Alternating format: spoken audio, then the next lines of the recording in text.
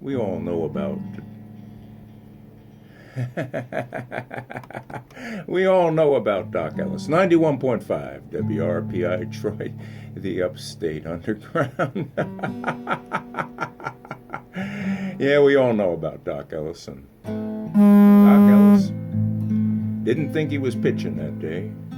That was back in 1970, way back in the day, when him and his wife took a trip to the ballpark. A little bit differently. So by the time that he hit the ball pen or the bullpen, half the world had melted away. That's about the time the coach came and said, "Doc, you're pitching today." Ellis didn't know he was pitching, wasn't even sure what day it was. And taking the mound, the ground turned in the icing on a birthday cake that led off the man came up and turned into a dancing rattlesnake. And the crowd tracked back and forth, and the waves of color underneath the sun. And the ball turned into a silver bullet, and his arm into a gun. Well, he took a look all around the world one time and finally discovered you can't judge a book by its cover. 3 up, 3 down for 3 straight innings in a 0-0 tie.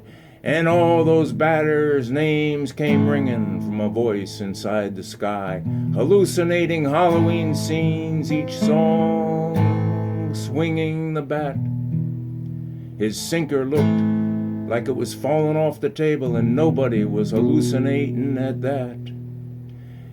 And he took a look around the world again and finally discovered you can't judge a book. And by the time the 7th inning came, he was up 1-0 and giving them Padres.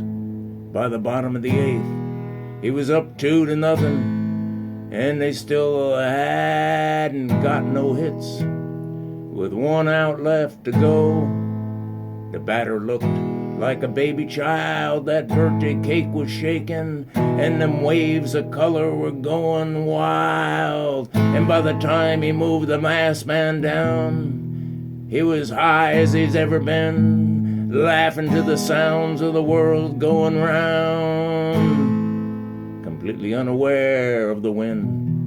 And while the players would say he was scattered that day, he was pretty as a pitcher could be the day Doc Ellis was on the mound for the Pittsburgh Pirates. Threw a